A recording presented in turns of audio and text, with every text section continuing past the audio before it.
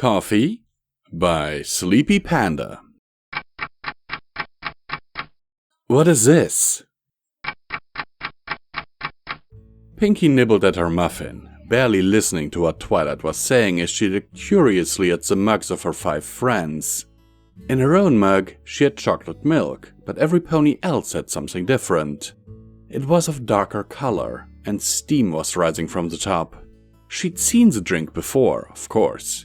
This wasn't her first time going out to breakfast with her friends. But today she had an unsatisfiable curiosity, and she wouldn't feel complete until she knew what her friends were drinking. "Hey Twilight, what you drinking?"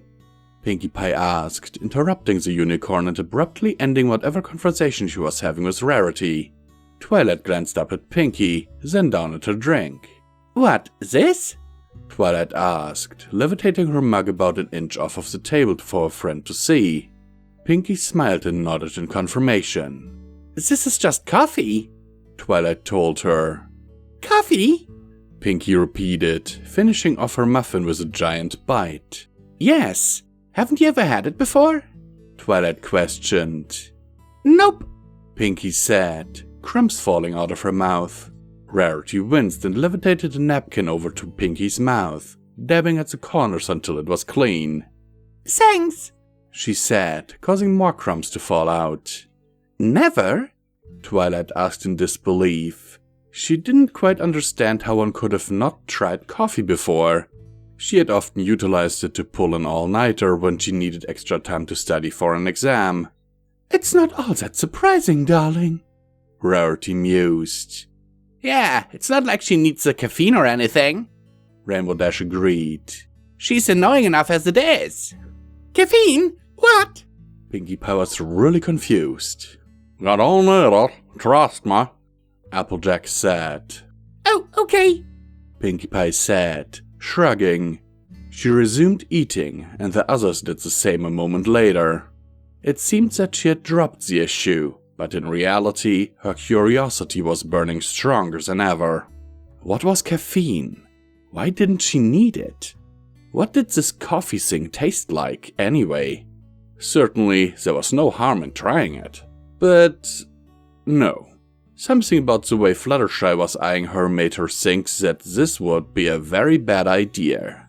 Then again, she was also quieter than the rest of the group, and was prone to overreactions. But Twilight was also prone to overreactions, and Rarity, and Applejack, pretty much everybody, so it didn't count. "Well, one little sip wouldn't hurt. Twilight, could I have a sip of your coffee?" Pinkie Pie politely requested. All conversation stopped. "I'm not so sure that's a good idea." Twilight laughed nervously, pulling her mug closer to her body. "Oh, come on, please. Just one little sip," Pinkie begged, gazing pleadingly into Twilight's eyes. "Pinkie, I don't think that—" Twilight trailed off as she found herself getting lost in Pinkie's huge eyes, which were starting to water. "Oh, fine. One sip. Just a small one," she allowed. Pinkie immediately stopped looking sad and a white grin reappeared on her face. "Yay!" she exclaimed, barely noticing her friends ducking partially underneath the table to protect themselves. Pinkie, not wanting to disobey Twilight, leaned forward and took the tiniest sip possible. It was good. More than good. Delicious! The flavor was incredibly strong. It was warm and creamy, and there was a perfect balance between sweetness and bitterness. It was absolutely perfect, and Pinkie needed more.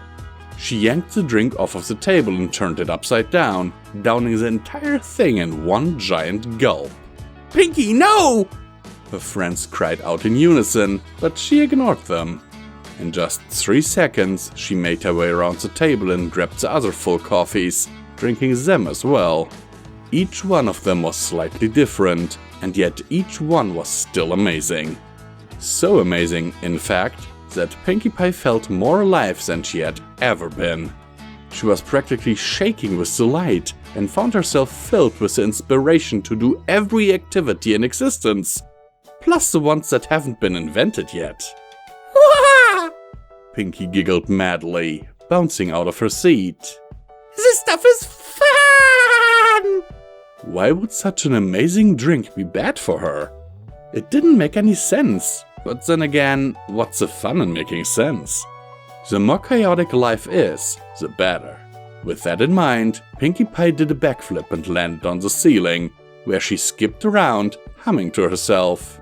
Come down here, you crazy fella! Applejack called up to her. Fluttershy bit her lip and turned to Rainbow Dash. Should we fly up and bring her down? She proposed. Rainbow Dash groaned in response and took a bite of her French toast. Nah, she'll come down eventually, she said, bored already. She was used to Pinkie Pie's strange antics, so this wasn't that shocking of an event. As if to prove her point, Pinkie Pie floated downwards and out the window, where she ran off to who knows where. How about now? Fluttershy suggested.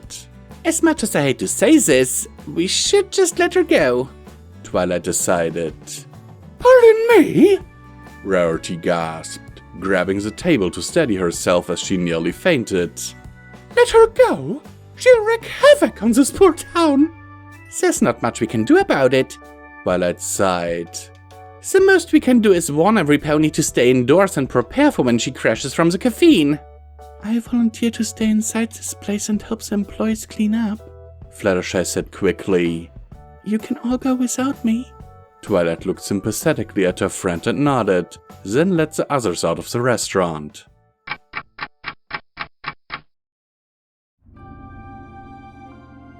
We here at Pony&Wolf Productions thank these amazing patrons of ours for their monthly support, without which all of this would not be possible. We sincerely appreciate it, and every dollar helps, is needed, and will be used to keep us going to produce audiobooks for your continued enjoyment. It is, now more than ever, important that you support your favorite creators if possible, due to YouTube changing in a way that is not very friendly to content creators. Especially small content creators, like us. In recent months, the names you see on screen have enabled Midnight and Visual Pony to keep going and only having to sell off part of their belongings to not end up on the street. As an incentive for everyone, Visual Pony has broken a vow and has promised to read and record Fallout Equestria, Murky number 7, should the monthly support reach $1,500.